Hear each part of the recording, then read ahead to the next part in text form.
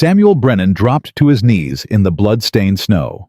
His hands, the same hands that had failed to save his dying daughter 3 years ago, now pressed against the pregnant woman's frozen cheek.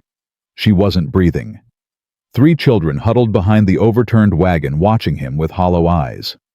"Don't you dare," Sam whispered. "Don't you dare die on me." The smallest girl began to cry, and somewhere in the blizzard behind them, the men who had done this were coming back. If you want to see how this family survives, subscribe to our channel and follow their story to the very end. Comment your city below so I can see how far this story has traveled. Wyoming Territory, November 1878. The wind cut through Samuel Brennan's coat like a blade made of ice. He pulled his collar higher and urged his horse forward through the knee-deep snow. 3 days he'd been riding through this frozen hell, trying to outrun the memories that followed him everywhere. Emma's face, her small hand going limp in his. "Stop it," he muttered to himself. "Just stop." His horse, a gray mare named Dust, snorted and tossed her head. She smelled something on the wind, something wrong. Sam reined her in and listened. At first, nothing. Just the howl of the blizzard and the creak of frozen branches. Then he heard it. Faint. Almost swallowed by the storm. A child crying. Every instinct told him to keep riding. He was a blacksmith now, not a doctor. Not anymore. He'd given that up when his skills had proven worthless against the fever that took his wife and daughter. 3 years of wandering from town to town, fixing horseshoes and wagon wheels, never staying long enough to matter to anyone. That was how he survived. By not caring. But the crying continued. High and thin and desperate. Damn it all to hell. Sam turned Dust toward the sound. He found the wagon at the bottom of a shallow ravine. It had rolled probably when the horses bolted. One horse lay dead in the traces, its neck twisted at an impossible angle. The other was gone, vanished into the blizzard. 3 bodies lay scattered in the snow. A man. A woman. A boy, maybe 12 years old. All of them shot. Sam dismounted slowly, his hand moving to the colt at his hip. His eyes swept the ravine, searching for movement, for threat. Nothing. Whoever had done this was gone. The crying came from behind the overturned wagon.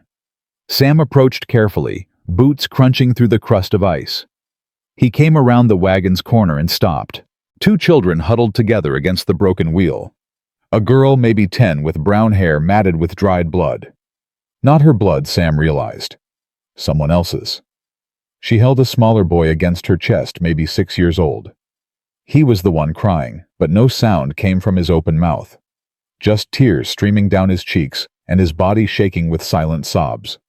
The girl looked up at Sam with eyes that had seen too much. "He can't talk," she said. Her voice was flat, dead. "Not since they shot Mama and Papa." Sam crouched down to their level, moving slowly so he wouldn't spook them. "I ain't gonna hurt you. You understand I ain't one of them." The girl studied him for a long moment. "That's what the last man said. Right before he shot my brother." Sam felt his stomach clench. "The boy who's lying out there, that was your brother?" "William. He was 12. He tried to fight them." "How many were there?" 4. Maybe 5. The girl's arms tightened around the silent boy. "They took everything. Money, food, guns. Then they shot everyone anyway." "Why didn't they shoot you?" The girl's expression didn't change. "We hid. Under the wagon. Henry and me. We didn't make a sound. Not even when Mama screamed." Sam closed his eyes briefly. When he opened them, the girl was still watching him with that terrible, knowing gaze. "What's your name?" he asked. "Martha. Martha Price. This is Henry. He's my brother." She paused. "My only brother now." Sam looked at Henry. The boy had stopped crying, but his eyes were fixed on something far away. something only he could see. Shock. Sam recognized. Maybe something worse. "I'm Sam. Sam Brennan." He stood and extended his hand to Martha. "Come on, we can't stay here. Storm's getting worse." Martha didn't move. "Where would we go?" "Nearest town is Miller's Crossing, maybe 15 miles east. I'll take you there. Find you somewhere safe." "There ain't nowhere safe." Martha's voice cracked for the first time, revealing the terrified child beneath the brave mask. "There ain't nowhere safe for children like us." Sam didn't have an answer for that. He'd seen enough orphan trains, enough workhouses, enough children sold to mines and factories to know she was probably right, but he couldn't leave them here to freeze. "Maybe not," he said quietly. "But I'm gonna try anyway. That's all any of us can do." He held out his hand again. This time Martha took it. They'd been riding for less than an hour when Sam spotted the second wagon. This one was still upright, stopped in a small clearing between two ridges. The horses were alive but standing still, heads down against the wind. No movement from inside the wagon.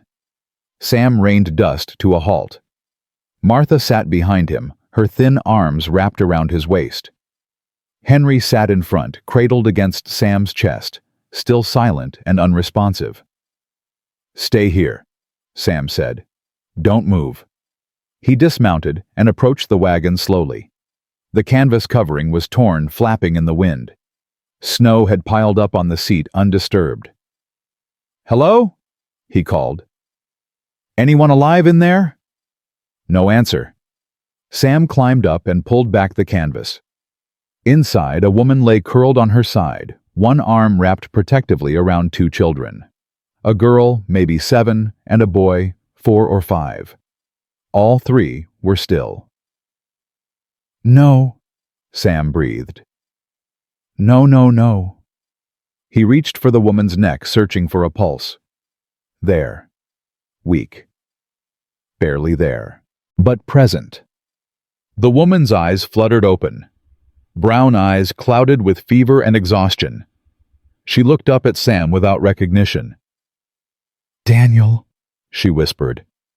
"Daniel, I'm so cold." "I ain't Daniel, ma'am. My name is Sam. I'm gonna help you." The woman's hand shot out and grabbed his wrist with surprising strength. "My children. Are my children?"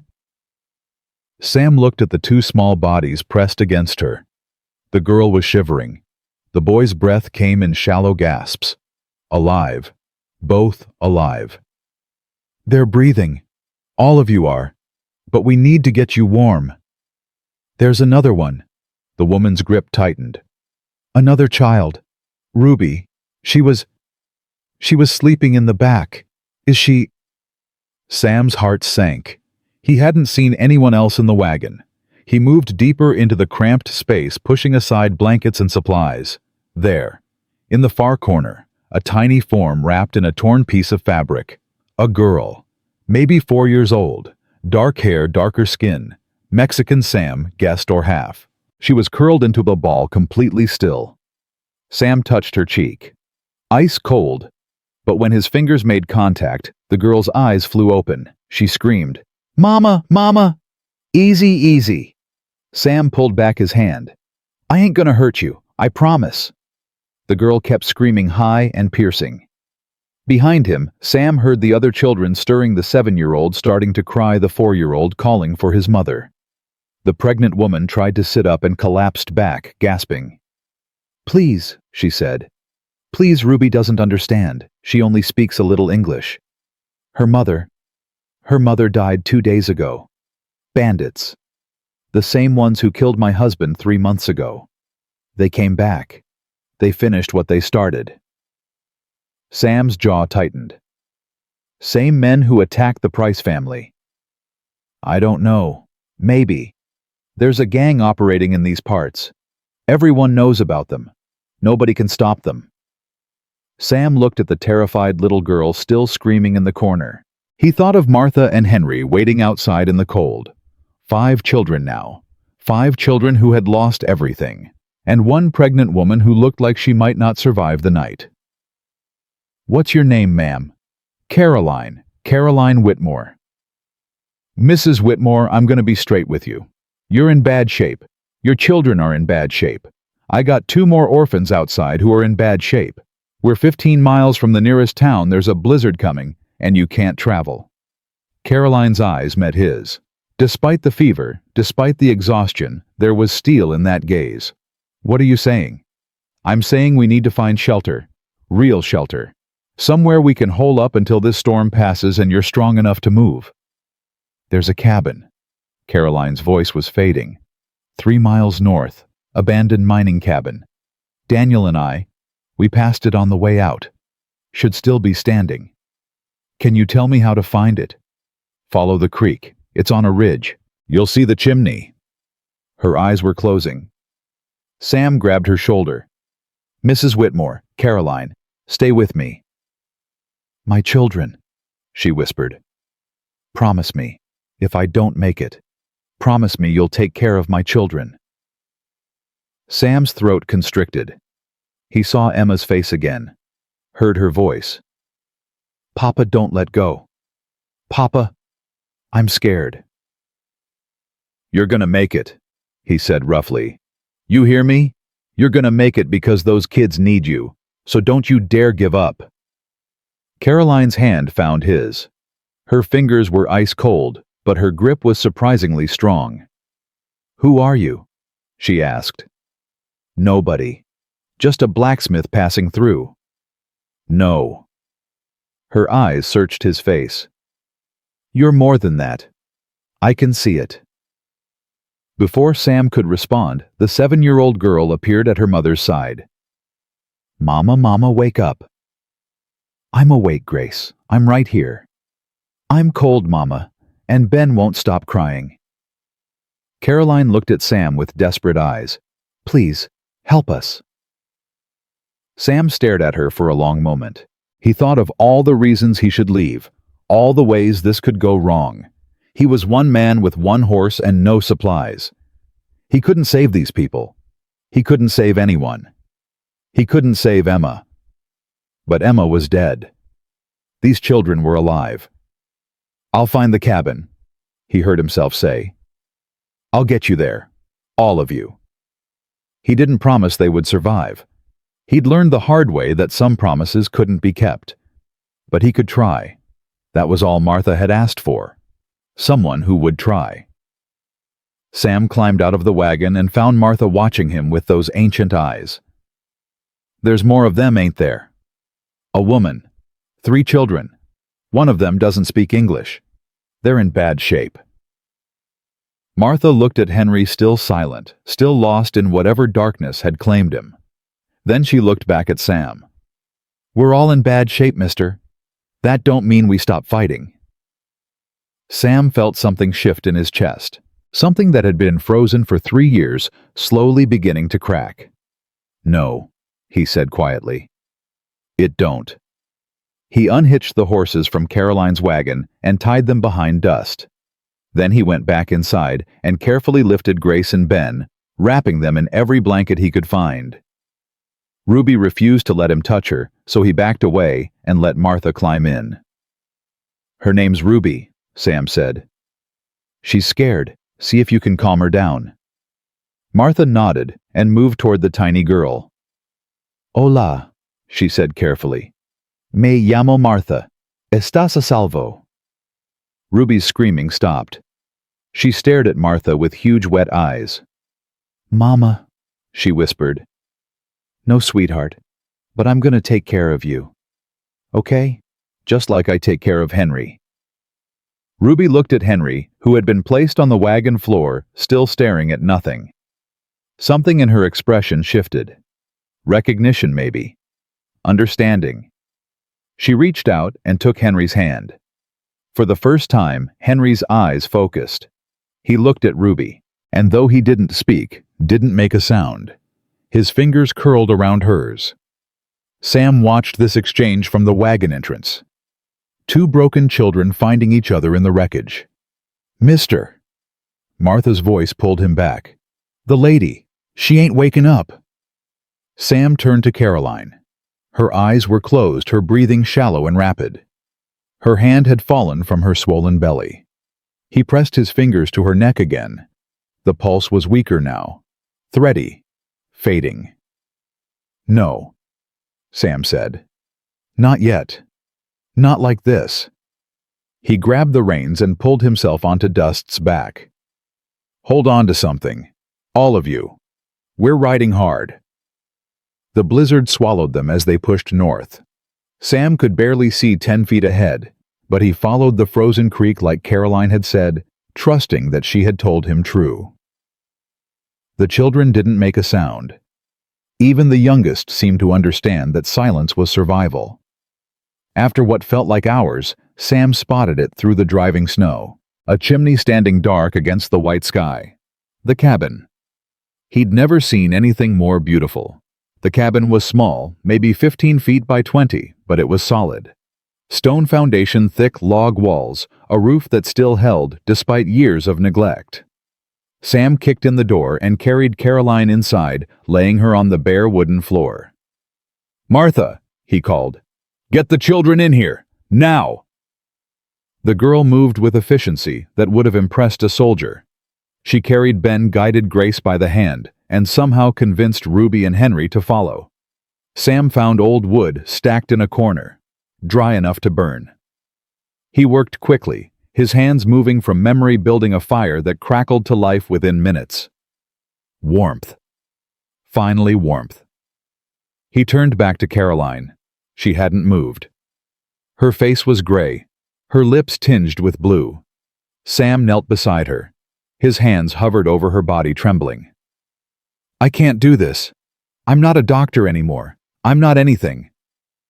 But his hands moved anyway, checking her pulse, feeling her forehead, pressing gently on her swollen belly.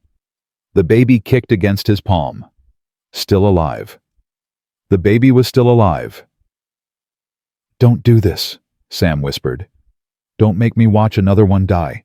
Please, I can't. I can't do it again." Caroline's eyes opened.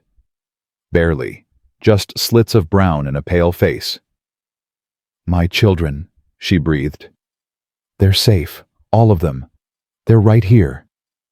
A tear slid down her cheek. "I can feel her. The baby. She's fighting." "Then you fight too. You hear me. You fight." Caroline's hand found his again. I don't even know you." "Doesn't matter. I'm here. And I ain't leaving." The fire crackled. Snow pounded against the walls.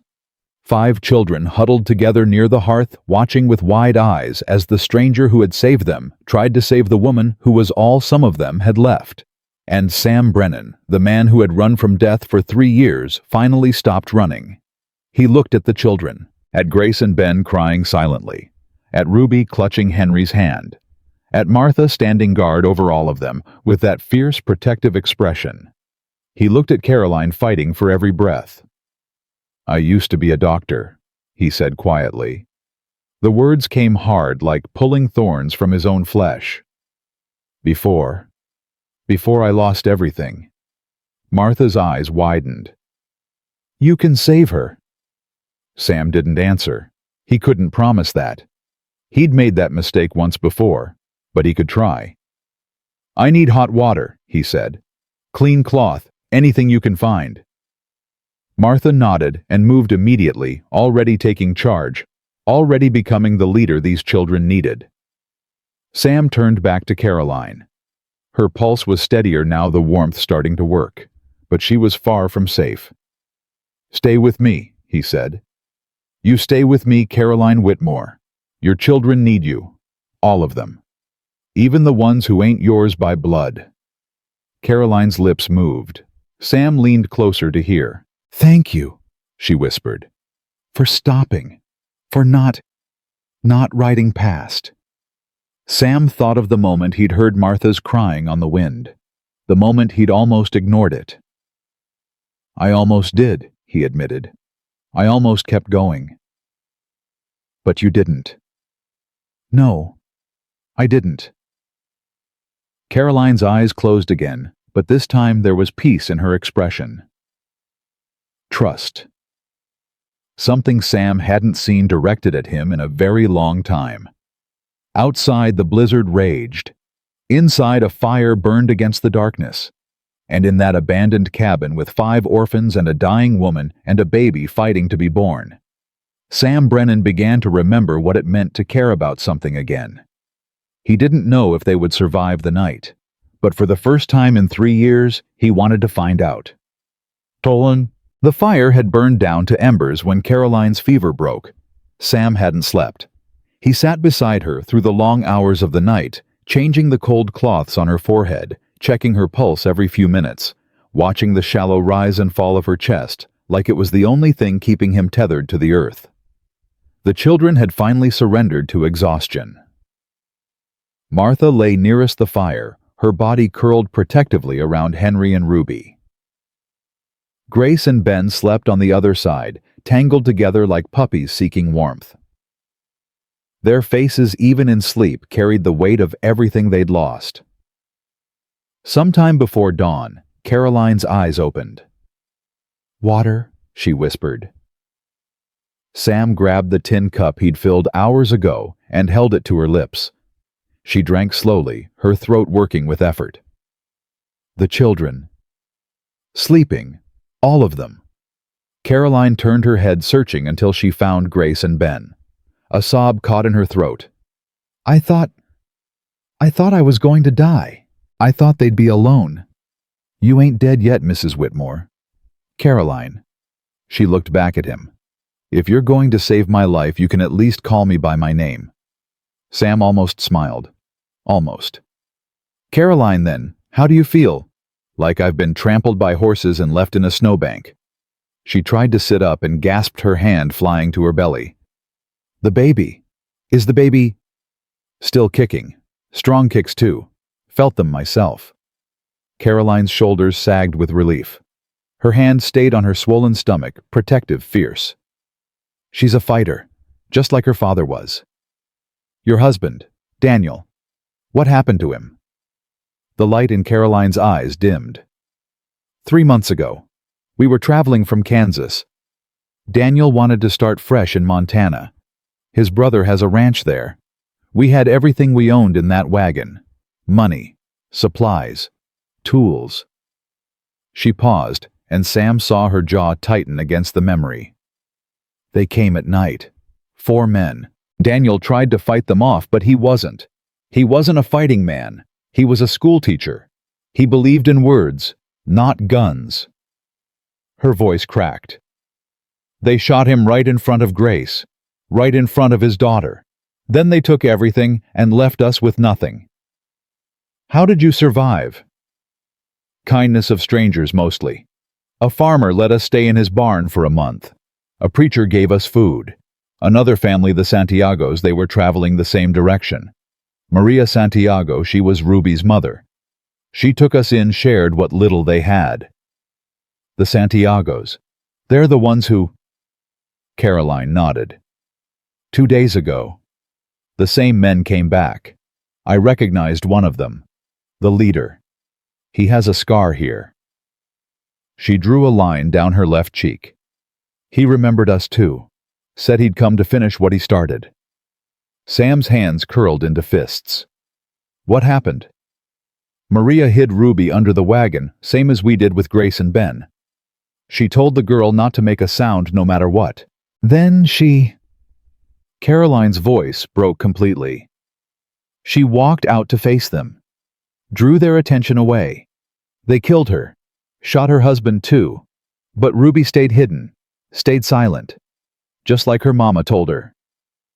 Sam looked across the cabin to where Ruby slept, her small hand still clutched in Henry's. 4 years old. Watching her mother die to save her. When it was over, Caroline continued, I found Ruby under the wagon. She wouldn't come out. Wouldn't speak. I had to crawl under there with her, hold her for hours before she'd let me carry her away. And then you kept going. Alone? What choice did I have? Stay there and freeze. Wait for them to come back. Caroline's chin lifted. I have children depending on me, Mr. Brennan. Giving up ain't an option. Sam felt something tighten in his chest. He'd known this woman for less than a day, but already he recognized the steel in her spine. The same steel that had kept Martha Price alive. The same steel that was keeping all of them alive.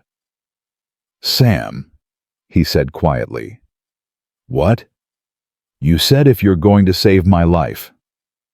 "I should call you by your name. Works both ways. It's Sam." Caroline studied his face for a long moment. Whatever she saw there seemed to satisfy her.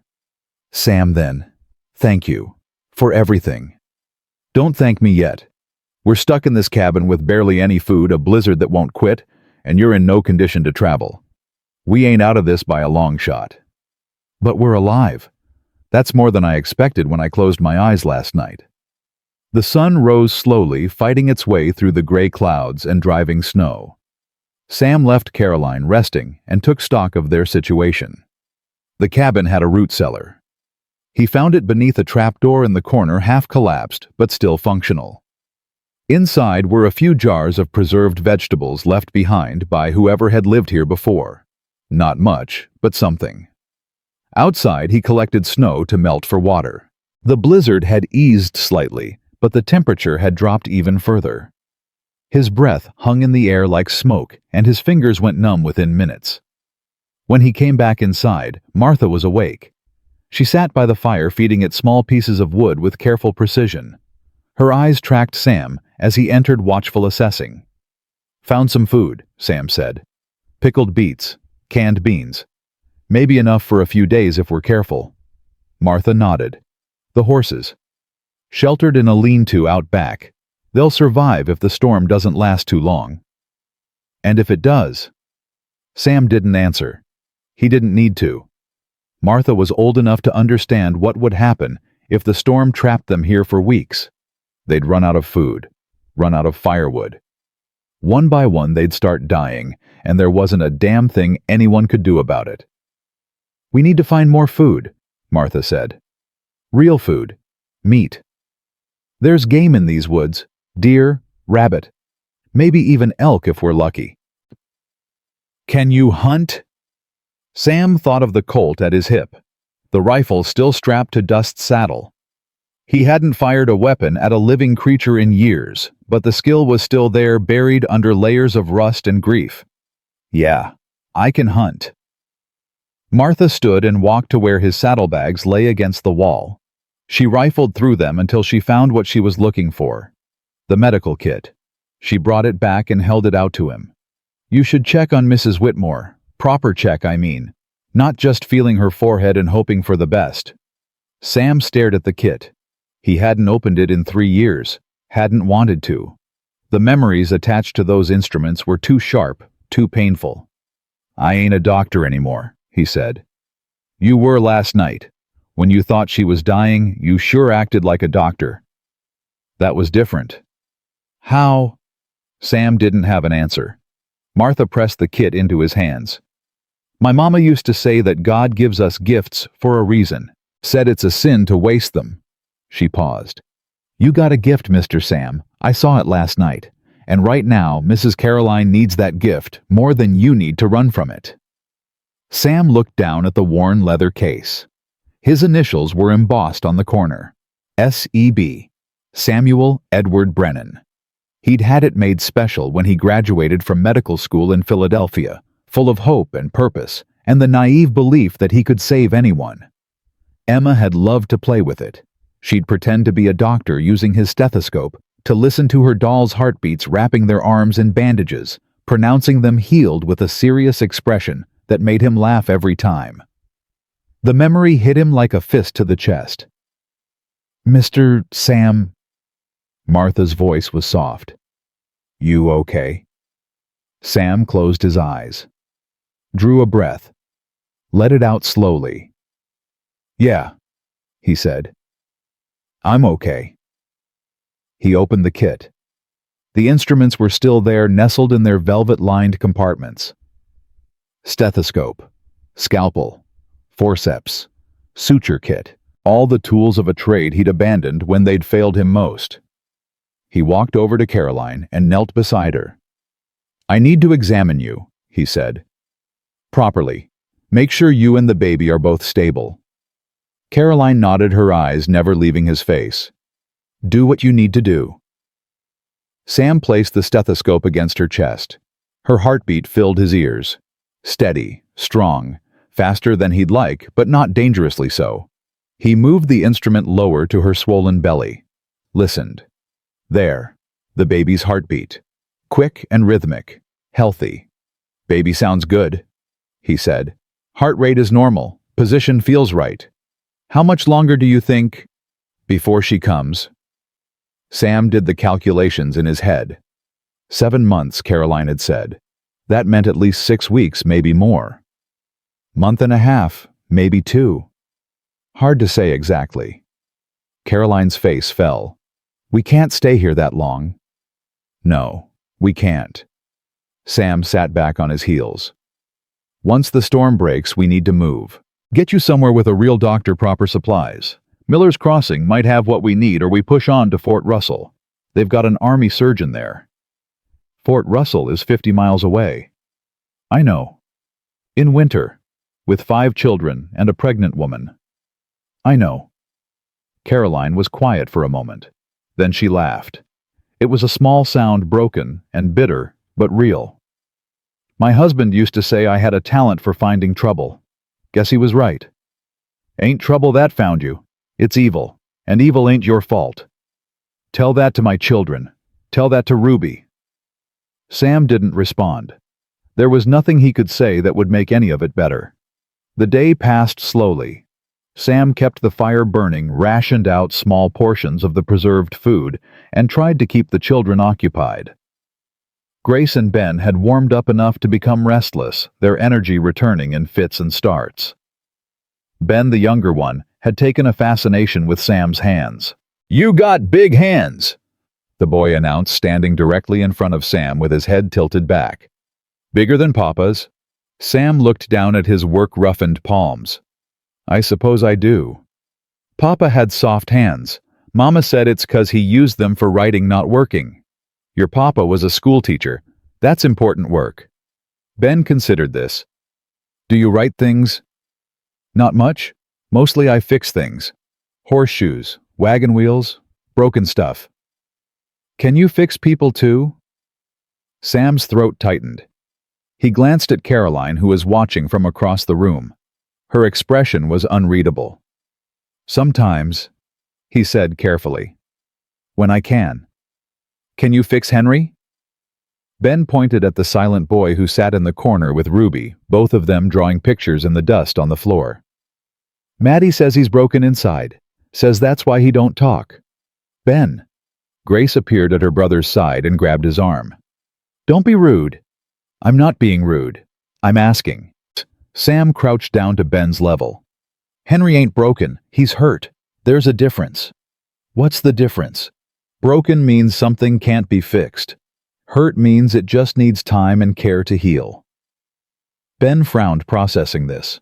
So Henry's gonna talk again. I don't know, but I hope so. Me too. Ben nodded solemnly. He seems nice, even if he don't say nothing. The boy wandered off to join Henry and Ruby in the corner. Grace lingered, her eyes fixed on Sam with an intensity that reminded him of Martha. Is my mama going to be okay? She asked quietly. Really okay. Sam wished he could lie. Wished he could tell her that everything would be fine, that there was nothing to worry about. But this girl had watched her father die. She'd earned the truth. I don't know, he said. But I'm going to do everything I can to make sure she is. You have my word on that. Grace studied him for a long moment. Mama said you're a good man. She said she can tell. Your mama's delirious with fever. Might not be the best judge right now. A tiny smile flickered across Grace's face. She said you'd say something like that too.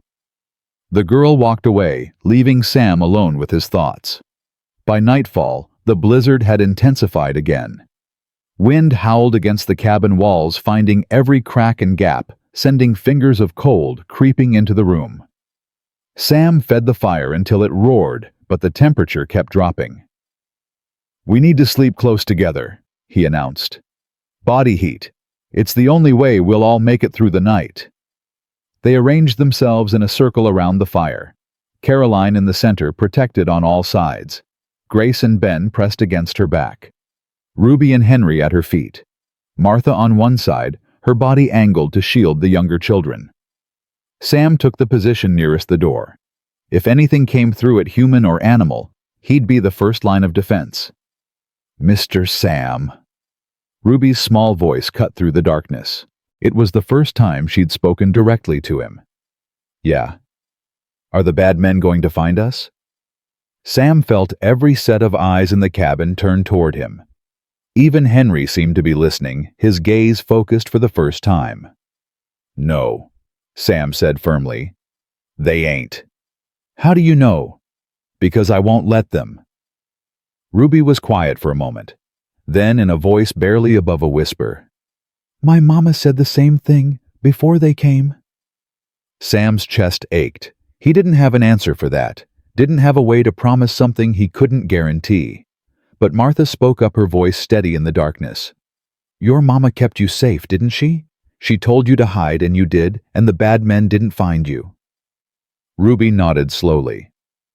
"That's because she was smart and brave, and she loved you more than anything in the world." Martha paused.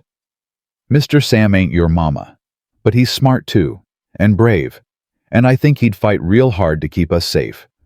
Wouldn't you, Mr. Sam?" "Yeah." Sam's voice was rougher than he intended. "I would." "See?" Martha settled back against the floor.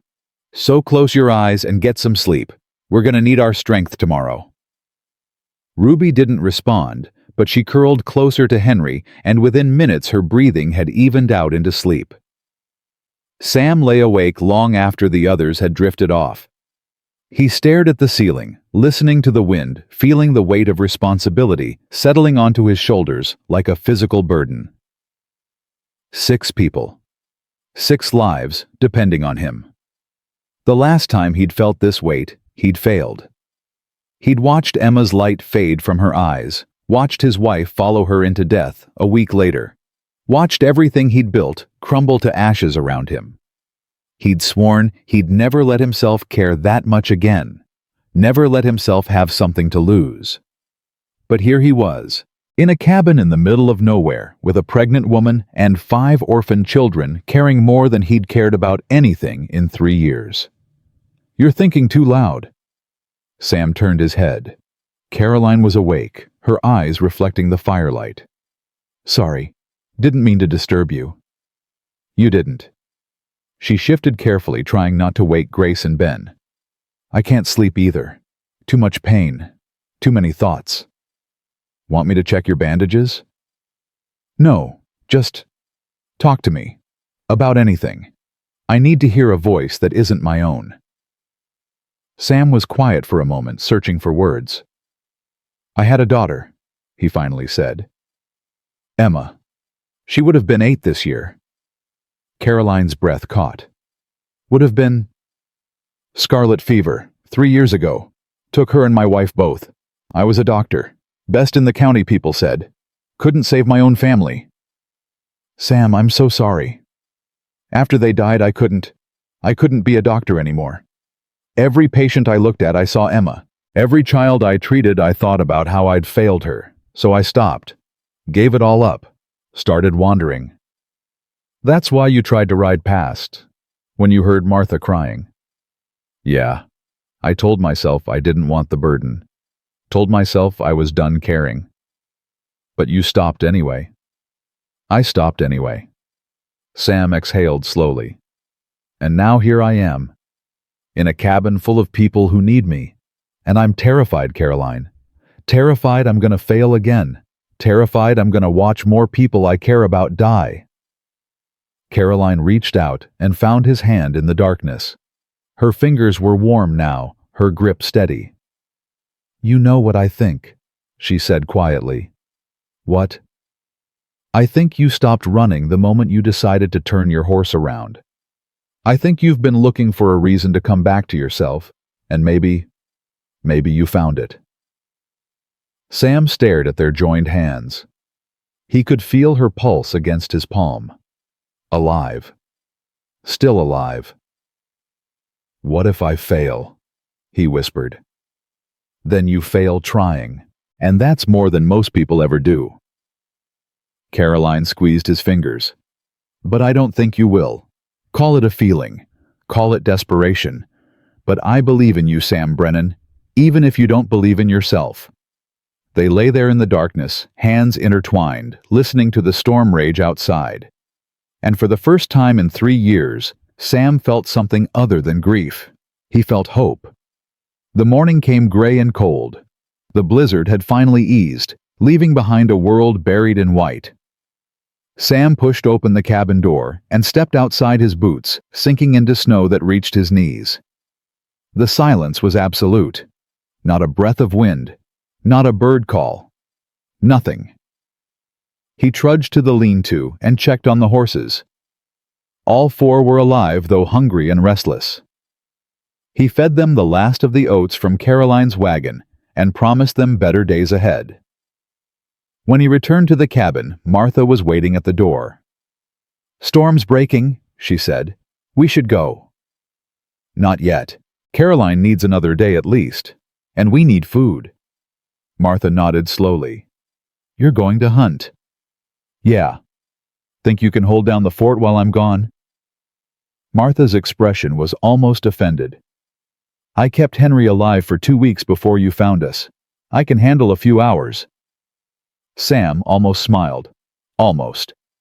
"Fair enough. Keep everyone inside. Keep the fire burning. Don't open that door for anyone except me." "And if you don't come back—" Sam paused. He hadn't thought about that, hadn't wanted to. "If I'm not back by nightfall, take the horses and head east. Miller's Crossing is 15 miles. You'll make it." Martha met his eyes. For a moment she looked exactly like what she was. A 10-year-old girl who had lost everything. Then the mask came back, and she was a survivor again. "You'll come back," she said. "You have to." "Why's that?" "Because you promised Ruby you wouldn't let the bad men get us. And I'm starting to think you're the kind of man who keeps his promises." Sam picked up his rifle and headed into the frozen wilderness. He tracked a deer for 2 hours before finally bringing it down. A clean shot through the heart. Instant death. He field-dressed it quickly, his hands remembering the motions even though his mind recoiled from the blood. He was dragging the carcass back toward the cabin when he saw the smoke. Not from the cabin's chimney. From somewhere else. East, maybe half a mile. Someone else was out here. Sam left the deer and crept toward the smoke rifle raised. Every step was careful, deliberate. The snow muffled his footfalls, but one wrong move would give him away. He reached the crest of a ridge and looked down. A camp. 3 horses. 3 men huddled around a fire, and tied to a tree, shivering and crying, was a woman. She was young, maybe 18 or 19. Her dress was torn, her face was bruised, and even from this distance, Sam could see the terror in her eyes. One of the men stood and walked toward her. He said something Sam couldn't hear. The woman shook her head frantically. The man hit her. Sam's finger found the trigger. He could take them. 3 shots, 3 kills. He'd done worse in the war.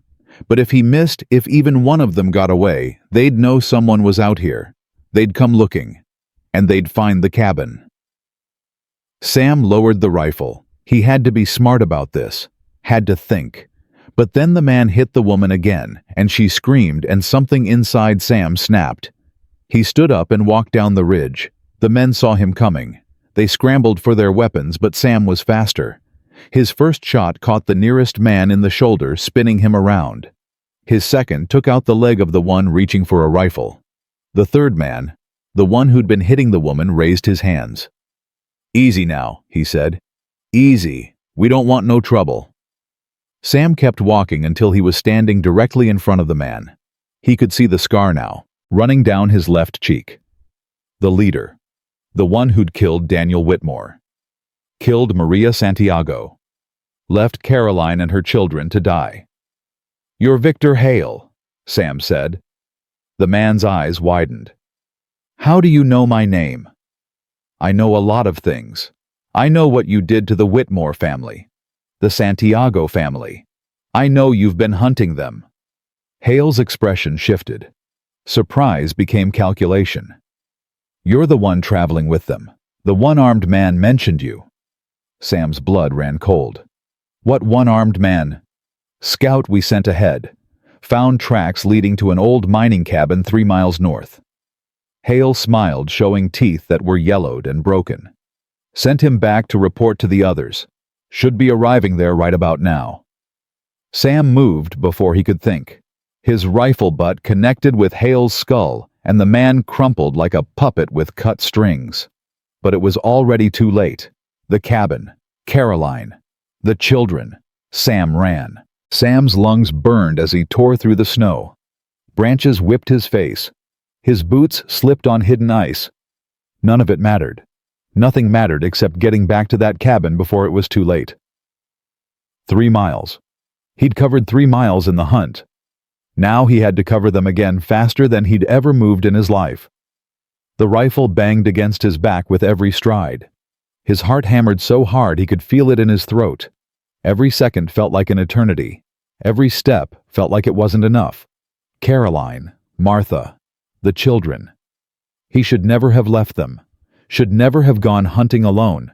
Should never have assumed they'd be safe for a few hours. Stupid. Careless.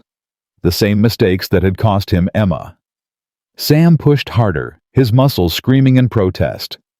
He crested the final ridge and saw the cabin below. Smoke still rose from the chimney. The door was closed. No signs of violence. Maybe he'd made it in time. Then he saw the tracks. Fresh boot prints in the snow, leading from the tree line to the cabin's east wall. At least 2 men, maybe 3. They'd circled around, approaching from the blind side, where there were no windows. Sam slowed his approach, forcing himself to think, despite the panic clawing at his chest. If he burst through the front door, he'd be a target. If they had the children as hostages, any sudden move could get someone killed. He needed to be smart, needed to be patient. But patience had never been his strength. Sam crept along the cabin's north wall, his back pressed against the rough logs. He could hear voices inside now. A man's voice, low and threatening. Caroline's voice, steady but strained. "I told you we don't have any money. They took everything months ago." "Don't lie to me, woman. Victor said you was carrying valuables, gold coins, jewelry. Victor's a murderer and a liar. Whatever he told you is wrong." A sharp crack. Someone being hit. Sam's vision went red. He rounded the corner and found a window shuttered but warped with age. Through the gap between the boards he could see inside. 2 men. One stood near the door, rifle in hand, keeping watch. The other had Caroline by the hair, her face twisted in pain. The children huddled in the corner, Martha standing in front of them, with her arms spread wide like a shield. Henry was crying, silent tears streaming down his face. Ruby had her eyes squeezed shut, her lips moving in what might have been a prayer. Grace held Ben against her chest, one hand clamped over his mouth to keep him quiet. And Caroline, 7 months pregnant and barely recovered from fever, refused to beg, refused to break. "Last chance," the man said. He yanked her hair harder. "Tell me where the valuables are, or I start with the little ones." Caroline spat in his face. The man raised his hand to strike her again. Sam fired through the window. The bullet caught the man in the shoulder, spinning him away from Caroline. He screamed and stumbled, crashing into the table. The second man wheeled toward the window, rifle rising. Sam was already moving. He hit the door at full speed, shoulder first. The wood splintered inward, and he rolled through the opening, coming up in a crouch with his rifle aimed. The second man fired. The shot went wide, punching through the wall inches from Sam's head. Sam didn't miss. The man dropped, clutching his leg, his rifle clattering to the floor. The first man was struggling to his feet, reaching for the pistol at his belt with his good arm. Sam crossed the room in 3 strides and brought the rifle butt down on his skull. The man collapsed and didn't move. Silence. Sam stood in the middle of the cabin chest, heaving, ears ringing from the gunshots. Smoke drifted through the shattered window. The acrid smell of gunpowder filled the air. Then Martha's voice cut through the haze. Sam, you're bleeding." Sam looked down. A dark stain was spreading across his left side just below the ribs. He hadn't even felt it. "It's nothing," he said. "Just a graze." "That ain't nothing." Caroline was on her feet, moving toward him despite her own injuries. "Sit down. Now." "Caroline, I'm fine." "You're not fine. You're shot." She grabbed his arm and pulled him toward the fire. "Martha, get the medical kit. Grace, I need clean cloth. Move." The children scattered to obey. Sam tried to protest, but Caroline pushed him down onto the floor with surprising strength. "You don't get to save us and then bleed to death," she said. "That ain't how this works." Sam wanted to argue, wanted to point out that 2 unconscious outlaws needed to be secured, that more men might be coming, that they didn't have time for this. But Caroline's hands were already on his shirt, pulling it up to expose the wound. Her fingers were gentle but firm, probing the edges of the injury with a doctor's precision. "It's not deep," she said. "Bullet went through the flesh, missed anything vital. You're lucky." "Don't feel lucky. You're alive. So are we. That's luck enough." Martha appeared with the medical kit. She opened it and laid out the instruments with the same efficiency Sam had seen in trained nurses. "I can stitch it," she said quietly. "I watched my mama do it once when Papa cut himself on the plow." Sam shook his head. "I'll do it myself. Done it before." "You can't stitch your own side." "Watch me." "Sam." Caroline's voice was soft but unyielding. "Let us help you. Please." He looked at her. At the bruise forming on her cheek where the man had hit her. At the fear she was trying so hard to hide. At the steel beneath the fear. "All right," he said. "But we need to be fast. There are more of them out there." Martha threaded the needle while Caroline cleaned the wound. Sam gritted his teeth against the pain, focusing on the children to keep himself grounded. Ben had finally stopped crying. He sat in Grace's lap, thumb in his mouth, eyes huge and unblinking. Ruby had crawled over to Henry and was holding his hand again. Both children stared at Sam like he was something they couldn't quite understand. And Henry? Henry was looking directly at him. Really looking. For the first time since they'd met. The boy's lips moved. No sound came out, but Sam could read the word anyway. "Safe." Sam nodded. "Yeah, buddy. You're safe." Henry's shoulders relaxed. He leaned into Ruby and his eyes drifted closed. Martha pushed the needle through Sam's skin. He hissed, but held still. "Sorry," she muttered. "Don't be. You're doing fine." "My hands are shaking." "So were mine first time I stitched someone up. You get used to it." Martha worked in silence for a moment, then without looking up. "Is it true what you told Mrs. Caroline? About being a doctor?" "Yeah, it's true." "Why'd you stop?" Sam watched her small fingers pull the thread through his flesh. In and out precise, despite the trembling. "Because I couldn't save the people who mattered most. And after that, saving anyone else felt wrong. Like I didn't deserve to." Martha tied off the final stitch and cut the thread. "That's stupid." Sam blinked. "Excuse me. I said that's stupid." Martha finally looked at him, her brown eyes fierce. "You saved Henry and me. You saved Mrs. Caroline and the others. You just saved all of us again." She jabbed a finger at his chest. "You don't get to decide you don't deserve to help people. Not when people need helping." Sam stared at this 10-year-old girl who had survived horrors that would break most adults, who had kept her brother alive through sheer stubborn will, who was now lecturing him on his own worth. "When did you get so wise?" he asked. "When I had to be." Caroline bandaged the wound while Sam processed Martha's words. They shouldn't have meant anything. She was just a child. What did she know about guilt, about failure, about the weight of lives lost? But somehow, coming from her, The words cut deeper than any sermon or philosophy ever had. "The men," Sam said, pushing himself to his feet, despite Caroline's protests. "We need to secure them before they wake up." "Already done." Martha pointed to the corner where both outlaws lay tied with rope, their weapons piled by the door. Grace helped.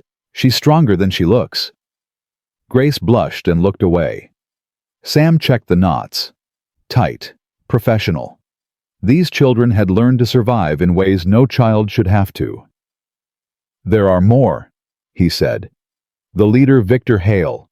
I left him unconscious about half a mile east, but he mentioned others. A larger group." Caroline's face paled. "How many?" "I don't know. Could be 3, could be 30. "Then we need to move. Now." "You can't travel. The baby will die if we stay here and get slaughtered." Caroline grabbed his arm. "I'd rather risk the road than wait for more killers to find us." Sam looked at the children, at their exhausted, frightened faces, at Henry finally sleeping peacefully, at Ruby still clutching his hand. Running meant risking Caroline's pregnancy. Staying meant risking all their lives. There was no good choice. There never was. "All right," he said. "We move at first light, but I need to go back first." "Back where?" "To Victor Hale. He knows things, where his men are camped, how many there are, what routes they're watching. If I can get that information. If you go back there alone, you might not come back at all." "I know." Caroline's grip tightened. "Then don't go." "I have to. If we run blind, we could walk right into an ambush. This is the only way." "There has to be another way." "There isn't." They stood face to face, neither willing to back down. The fire crackled between them. Outside, the wind had picked up again, howling through the broken window. "Then I'm coming with you," Martha said. Both adults turned to stare at her. "No," Sam said immediately. "You need someone to watch your back. I can shoot. You saw me with the rifle. You're 10 years old. And I've killed more rabbits than you've probably seen in your life. I know how to handle a gun, Mr. Sam. And I know how to be quiet. You need me." "Martha, I can't put you in danger." "I'm already in danger. We all are." She crossed her arms. "You said we're a family now, didn't you? Families protect each other. That means I get to protect you too." Sam opened his mouth to argue, but Caroline spoke first. "She's right." "Caroline, I don't like it either, but she's right. You can't do this alone, and I can't go with you. Martha's the only option." Sam looked at Martha, at her determined expression, at the way she stood, shoulders back, chin up, daring him to refuse. She reminded him so much of Emma in that moment that his chest ached. "Fine," he said quietly, "but you stay behind me at all times. You don't shoot unless I tell you to. And if things go wrong, you run. You run back here and you don't look back. Understood?" Martha nodded. "Understood." Sam retrieved his rifle and checked the ammunition. 6 rounds, plus the Colt at his hip with 5 more. Not much against an unknown number of enemies, but it would have to be enough. "We'll be back before dawn," he told Caroline. "Keep the fire low. Don't open the door for anyone." "Sam." Caroline caught his hand as he turned to leave. "Come back to us, please." He looked at her, at the children gathered behind her, at this makeshift family that had somehow become his reason to keep fighting. "I will," he said. And for the first time in 3 years, he meant it. The walk back to Hale's camp took longer in the dark. Sam moved carefully, testing each step, acutely aware of Martha's smaller form following close behind. She moved well, he had to admit. Light on her feet, careful not to snap branches or crunch through icy patches. The girl was a natural survivor. They found Hale, where Sam had left him still unconscious, slumped against a tree. The other 2 men were gone, likely fled when they heard the gunshots, or maybe they'd gone to join the larger group Hale had mentioned. Either way, Sam didn't have time to track them. He knelt beside Hale and slapped the man's face, hard. Hale's eyes flew open. He tried to lunge forward, but Sam had already bound his hands and feet. "Morning," Sam said. "You and I are going to have a conversation." Hale's eyes darted around, taking in his situation. Bound. Alone. At the mercy of a man he'd wronged. He started to laugh. "You think this changes anything? My boys will find you. They'll find that cabin and everyone in it. Your boys are scattered. 2 of them are tied up in the cabin right now. 2 more ran off when I started shooting. That leaves... How many?" Hale's laughter died. "Enough." "How many?" Silence. Sam drew his knife. The blade caught the moonlight, gleaming silver and cold. "I ain't a violent man by nature," Sam said conversationally. "Spent most of my life trying to heal people, not hurt them. But you threatened children tonight. You've been hunting a pregnant woman for months. You killed her husband, killed her friends." He leaned closer. "So I'm going to ask you one more time. How many men and where are they?" Hale's eyes fixed on the knife. For the first time, fear flickered across his face. 7, he said. 7 more. Camped at the old Johnson mine about 8 miles north. "Are they coming here?" "Not tonight. They were supposed to wait for my signal." "What signal?" Hale hesitated. Sam pressed the knife against his throat. "A fire." Hale gasped. 3 fires in a row on the ridge. That means we found the targets and they should move in. And if there's no signal, they wait, 3 days maximum, then they come looking. Sam sat back on his heels, processing the information. 3 days. They had 3 days before Hale's men would come searching. It wasn't much time, but it was something. "One more question," Sam said. Why hunt 1 widow and a handful of orphans across hundreds of miles? What's so valuable about them?" Hale's expression shifted. The fear was still there, but something else crept in. Greed. The Whitmore woman's husband, Daniel. He wasn't just a schoolteacher. He was carrying documents. Land deeds to property in Montana. Thousands of acres that his brother signed over to him, worth a fortune to the right buyer. Land deeds. Hidden somewhere in that wagon of hers. We've searched every inch but can't find them. She knows where they are. Has to. Sam thought of Caroline. Of her desperate flight across the territory with 2 young children and a baby on the way. She'd never mentioned anything about land deeds. Maybe she didn't know. Or maybe she did, and had been smart enough not to tell anyone. Either way, it explained why Hale had been so persistent. This wasn't just about robbery or violence. This was about wealth. About power. "Thank you," Sam said. "You've been very helpful."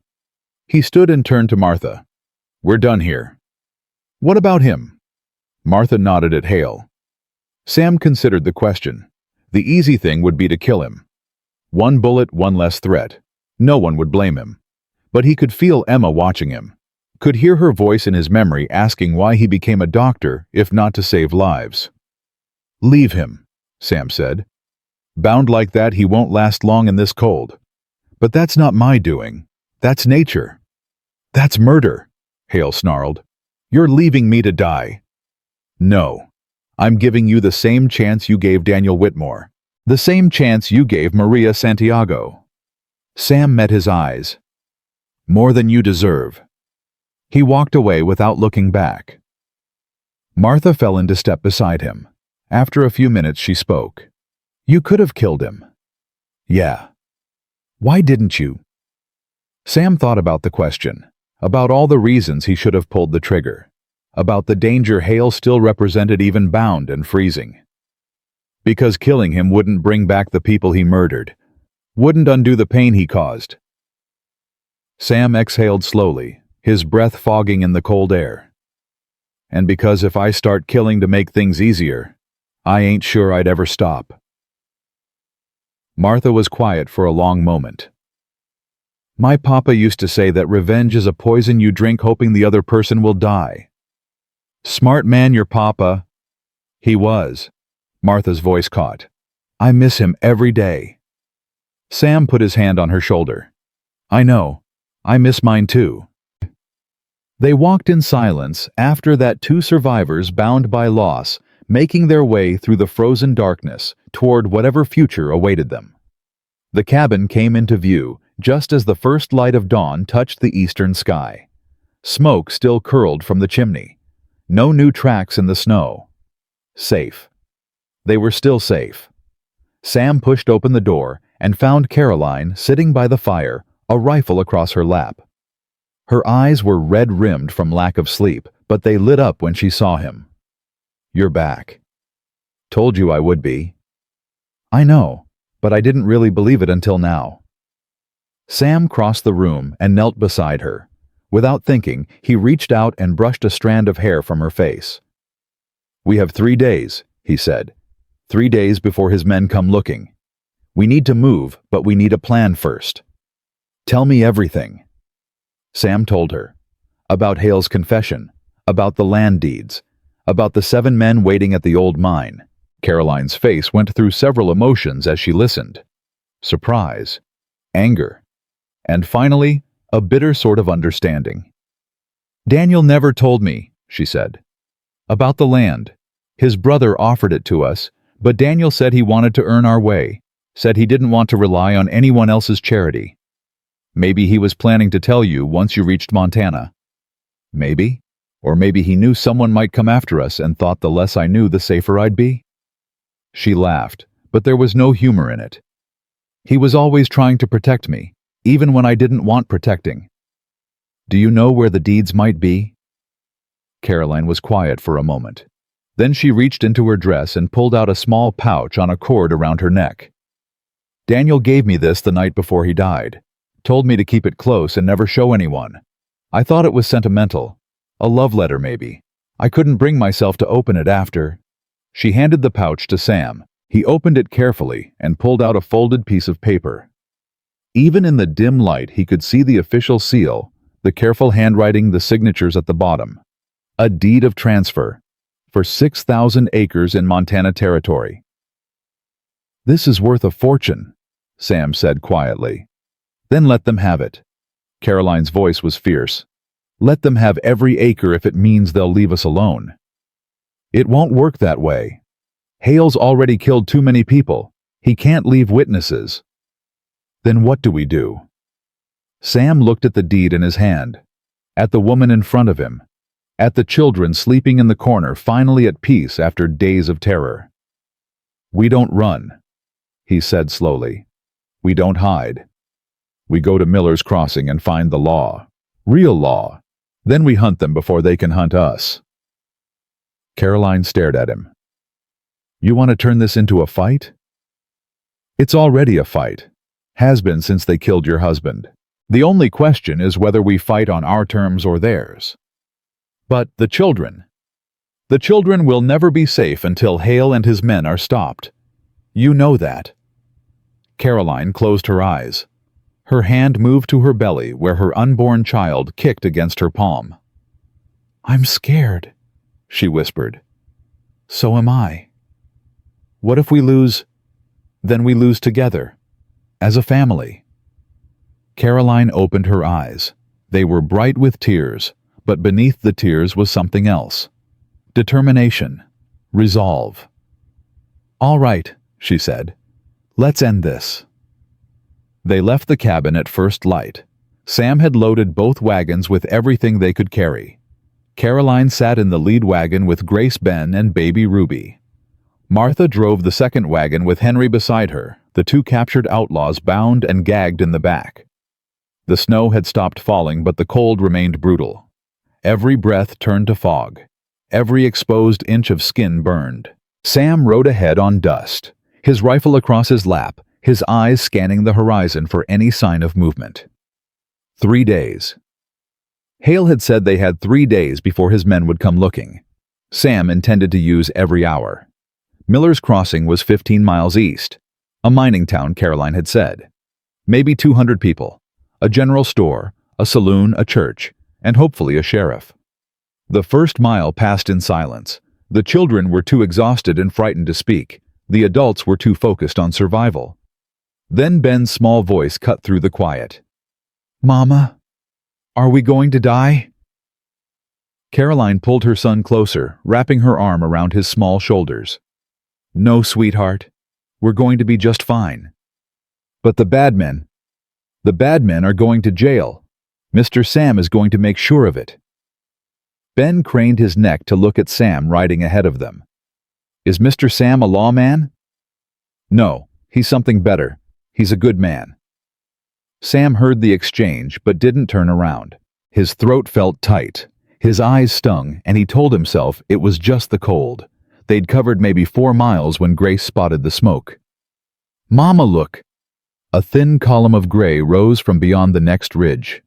Not a campfire. Too much smoke for that. Something bigger. Sam reined dust to a halt and held up his hand, signaling the wagons to stop. "Stay here," he said. "I'm going to check it out." "Sam, be careful." He nodded at Caroline and urged Dust forward, keeping low in the saddle. The rifle was already in his hands, ready to fire. He crested the ridge and stopped. Below him lay the remains of a farmstead. The house was still burning flames, licking at the collapsed roof. The barn was already gone, nothing but blackened timbers and ash. 2 bodies lay in the yard, motionless. And standing in the middle of it all, warming his hands by the fire he'd started, was a man Sam recognized. The thin one with the scar. Pike.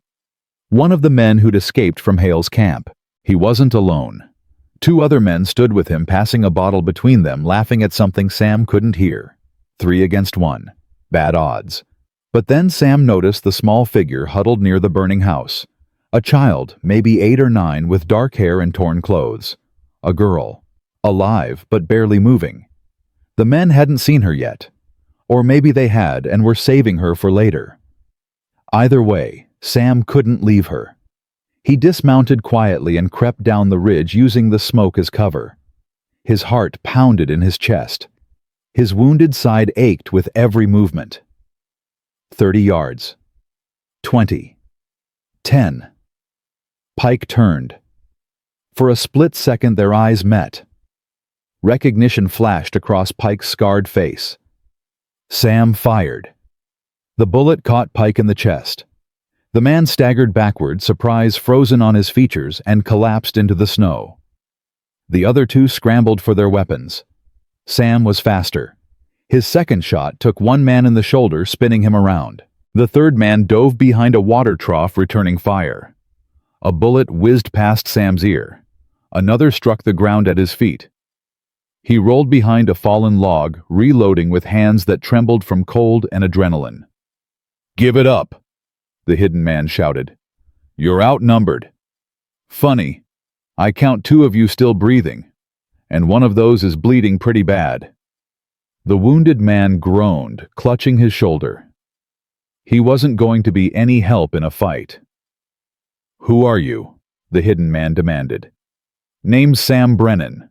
I'm the one who left your boss tied to a tree last night." Silence. Then a harsh laugh. "You're the fool who's been protecting that widow woman. Hale told us about you." "Then you know what happened to the men he sent to take her." More silence. Sam could almost hear the man calculating his odds. "Tell you what," Sam called out. "Throw down your weapon, come out with your hands up, and I'll let you live. You can tell the judge everything you know about Hale's operation. Maybe they'll go easy on you. And if I don't, then I wait. I've got time. You don't. Your friend there is losing blood fast, and I'm betting you don't know the first thing about doctoring." A long pause. Then the sound of metal hitting snow. All right, I'm coming out." The man emerged with his hands raised. He was younger than Sam expected, maybe 22, 23. Just a kid, really. A kid who'd made terrible choices. "On your knees," Sam ordered. "Hands behind your head." The young man obeyed. His face was pale, his eyes darting between Sam and his wounded companion. "Please," he said. "Don't kill me. I didn't want any of this. Hale forced us. Save it for the judge. Sam bound both men with rope from his saddlebag. The wounded one had passed out from blood loss, but his pulse was steady enough. He'd live to stand trial. Then Sam turned to the burning farmhouse. The girl was still there, curled into a ball, staring at nothing. As Sam approached, she flinched but didn't run. "Easy," he said softly. "I ain't gonna hurt you. Can you tell me your name?" The girl's lips moved, but no sound came out. Sam knelt down to her level, keeping his movements slow and unthreatening. "My name is Sam. I'm here to help. Do you understand?" A tiny nod. "Good. That's good." Sam held out his hand. "Can you walk?" "We need to get you somewhere safe." The girl stared at his hand for a long moment. Then slowly she reached out and took it. Her fingers were ice cold. Sam lifted her into his arms and carried her back to dust. She weighed almost nothing, skin and bones wrapped in torn fabric. As he mounted the horse, the girl spoke for the first time. Her voice was barely a whisper. "They killed my mama, and my papa, and my brother." Sam's chest tightened. "I know. I'm sorry." "Are you going to kill them too?" "No. I'm going to take them to people who will make sure they never hurt anyone again." The girl considered this. "Good," she said finally. "Killing is wrong. Mama said so." "Your mama was right." They rode back to the wagons. When Caroline saw the girl in Sam's arms, her face crumpled. "Oh, sweet child. Oh, you poor thing." She climbed down from the wagon and reached for the girl. The child went to her without hesitation, wrapping thin arms around Caroline's neck and burying her face in her shoulder. "Her family?" Caroline asked quietly. Sam shook his head. Caroline closed her eyes. When she opened them again, they were bright with tears and fury. "How many?" she asked. "How many more children are these monsters going to destroy?" "No more. Not if I have anything to say about it." They loaded the two new prisoners into the second wagon. The young one, whose name turned out to be Eli, started talking almost immediately, confessing everything. Names, locations, plans. All of it pouring out in a terrified stream. "Hale's been running this operation for 2 years, Eli said. "Targets wagon trains, isolated farms, anyone who looks like easy pickings. Takes their valuables, sells the women and children to mining operations down south. Anyone who fights back, he kills." "How many men does he have?" "Was 12 at the start of winter, down to 7 now after your little rampage." Eli's voice held a note of grudging respect. "Never seen anyone take out so many of Hale's boys single-handed." "Where's the main camp?" "Old Johnson Mine. 8 miles north of where you found us. But they won't stay there long. Hale's got a backup location in case things go wrong. An abandoned church about 3 miles outside Miller's Crossing." Sam filed this information away. If Hale's men realized their scouts weren't coming back, they might move to the backup location. Cut off the road to town. They needed to move faster. "We're making for Miller's Crossing," Sam announced. "Push the horses as hard as they can handle. We need to reach town before nightfall." "The animals are exhausted," Martha pointed out. "They won't make it." "They'll make it. They have to." The next several hours blurred together. The wagons creaked and groaned over frozen ground. The horses stumbled, but kept going, driven by desperation that seemed to pass from the humans to the animals. The children grew quieter as the day wore on. Even Ben stopped asking questions, sensing that something important was happening. Something that required all the adults' attention. The new girl, whose name they learned was Josephine, refused to let go of Caroline. She clung to the pregnant woman like a drowning person clutching driftwood. Caroline held her close and sang softly. Old hymns, lullabies, songs from a world that felt very far away. Sam rode ahead, pushing dust to her limits. His side throbbed where the bullet had grazed him. His hands were numb from cold. Every muscle in his body screamed for rest. But he couldn't stop. Not now. Not when they were so close. Miller's Crossing came into view just as the sun touched the western mountains. It was bigger than Sam had expected. 50, maybe 60 buildings spread along a main street. Wooden boardwalks lined both sides. A church steeple rose at one end, a water tower at the other. And in the center of town, a building with iron bars on the windows and a sign that read, Sheriff's Office. Sam felt something loosen in his chest. Hope. Fragile and uncertain, but real. They rode into town like refugees from a war. The wagons rattled down the main street, drawing stares from the townspeople. A man stepped out of the general store and froze his mouth hanging open. A woman gathered her children close and hurried inside. Sam dismounted in front of the sheriff's office and pushed through the door. A man sat behind a scarred wooden desk, his feet propped up a newspaper in his hands. He looked up as Sam entered, his expression shifting from annoyance to curiosity. "Help you, stranger?" "I need the sheriff." "You're looking at him." The man set down the newspaper and stood. He was tall, broad-shouldered, with a thick mustache and sharp eyes. A star was pinned to his vest. "Sheriff Thomas Burke, and you are—" "Sam Brennan. I've got 4 prisoners outside who belong to a gang that's been terrorizing this territory. The leader is a man named Victor Hale. I've got witnesses, confessions, and evidence of murder, robbery, and kidnapping." Burke's eyebrows rose. "Victor Hale? You sure about that name?" "Positive. One of his men gave up everything. Locations, numbers, plans." The sheriff was already moving, grabbing his coat and hat from a hook by the door. "Show me." They walked outside together. Burke took one look at the prisoners at Caroline and the children at the hollow-eyed survivors, packed into 2 battered wagons, and his jaw tightened. God almighty, what happened to these people? Hale happened. His men have been hunting Mrs. Whitmore for 3 months, killed her husband, killed other families, been selling children to mining operations.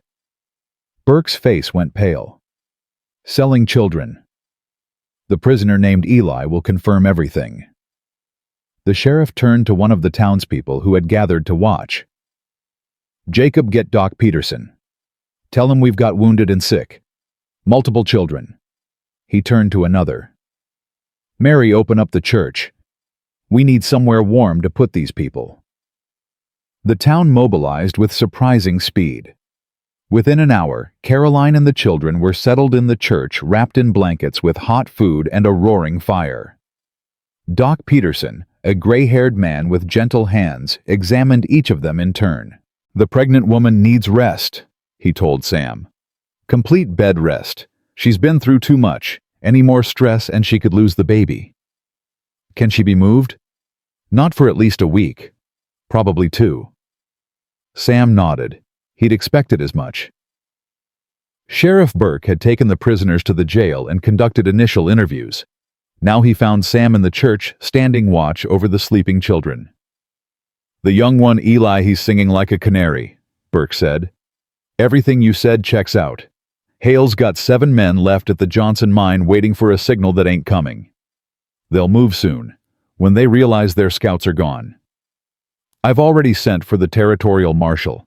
He's based at Fort Russell, maybe 2 days' ride, but I can't wait that long." Burke's expression was grim.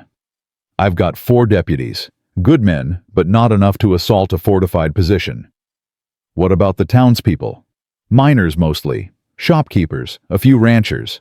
They'll fight if they have to, but they're not soldiers." Sam looked at the children. At Martha, who'd fallen asleep sitting up, her hand still resting on the rifle she'd insisted on keeping. At Henry and Ruby, curled together like 2 halves of the same whole. At Grace and Ben, wrapped around their mother. At Josephine, the newest orphan who'd cried herself to sleep in Caroline's arms. "I'll go," Sam said. Burke stared at him.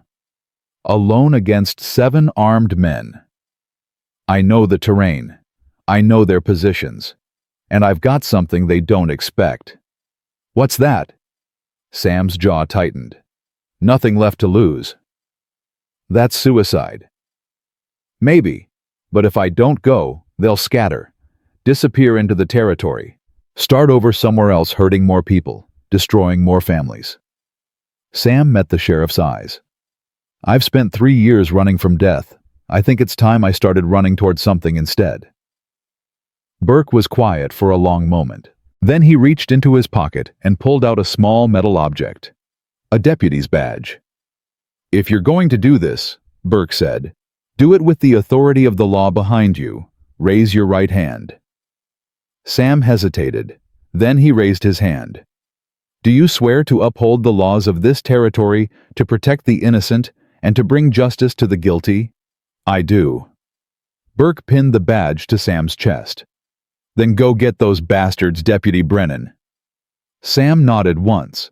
He turned to leave, then stopped. Caroline was awake. She'd been watching the whole exchange. You're leaving, she said. It wasn't a question. I have to. I know. She struggled to sit up. Come here. Sam crossed the room and knelt beside her. Caroline reached up and touched his face, her fingers tracing the lines of exhaustion and pain. You come back to me, she whispered. You hear me, Sam Brennan? You come back to me and these children. I will. Promise me. Sam thought of all the promises he'd made and broken. To his wife, to Emma, to himself. But looking at Caroline, at the fire in her eyes and the steel in her voice, he found that he believed his own words. I promise. She pulled him close and kissed him. It was brief, desperate, full of everything neither of them had time to say. When they broke apart, Martha was standing beside them. I'm coming with you, she said. No. Mr. Sam? No, Martha. Not this time. Sam gripped her shoulders. I need you here. I need you to protect them. Can you do that? Martha's lip trembled. For just a moment, she looked exactly like what she was. A 10-year-old girl who had already lost too much. What if you don't come back? Then you keep going. You take care of Mrs. Caroline and the others. You build a life. You don't let grief win. He pulled her into a fierce embrace. But I'm planning on coming back. So have some faith. Martha hugged him back hard. I hate this. I know. Me too. Sam released her and stood. He looked at each of the children in turn. At Ruby, still asleep. At Henry, who watched him with those silent, knowing eyes. At Grace and Ben, huddled together. At Josephine, the newest member of their broken little family. I'll see you soon, he said. Then he walked out into the night. The ride to the Johnson mine took 4 hours. Sam pushed dust hard, following the directions Eli had provided, navigating by starlight and instinct. The mine was exactly where Eli had said.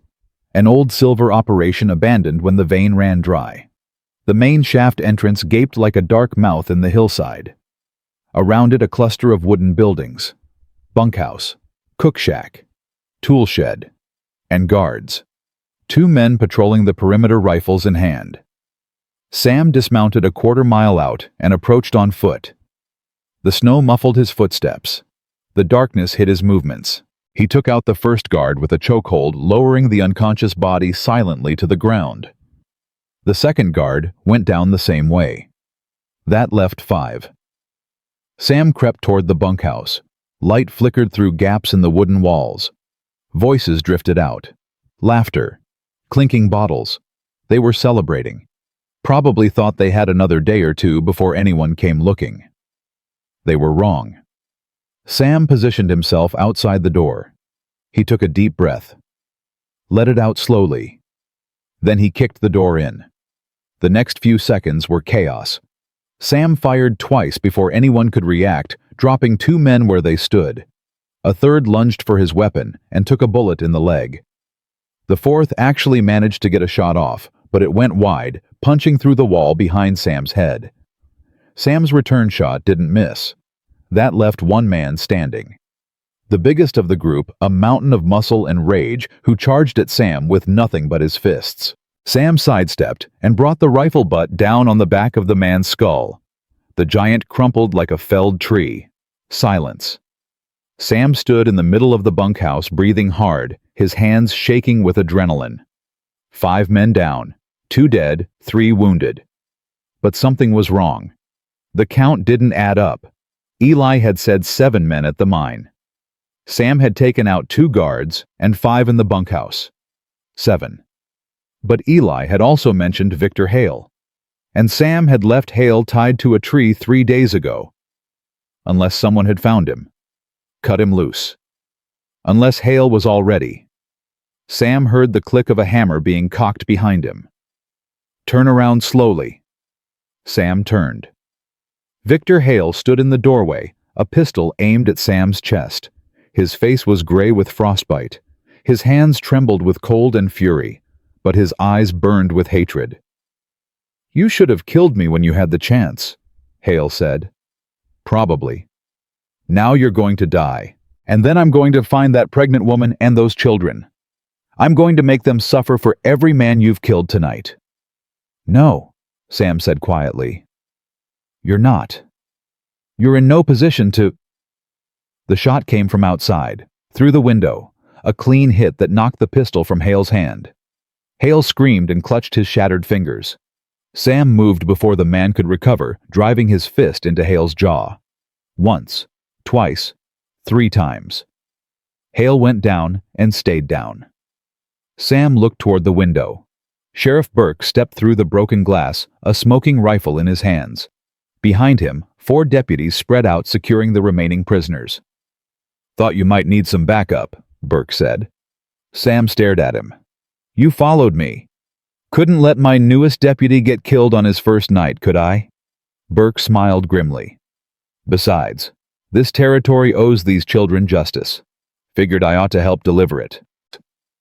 Sam looked at Victor Hale unconscious on the floor, at the gang of murderers and slavers finally defeated, at the badge still pinned to his chest.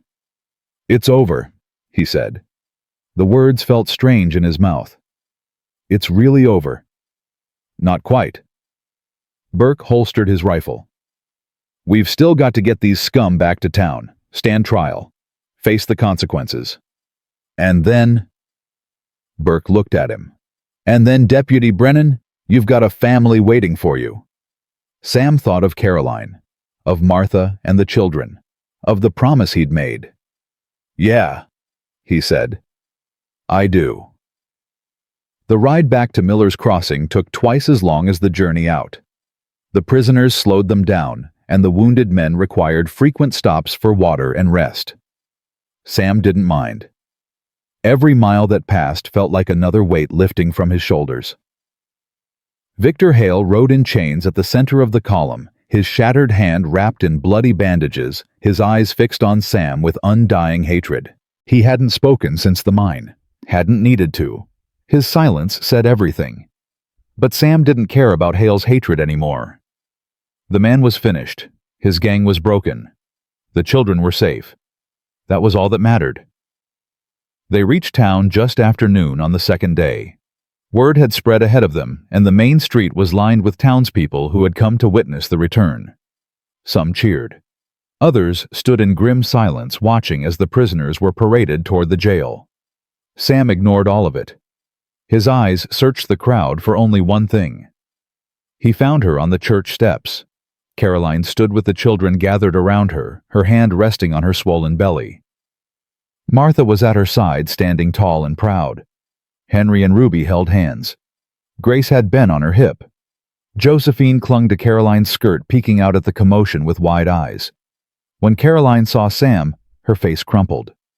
Tears streamed down her cheeks, but she was smiling, laughing and crying at the same time.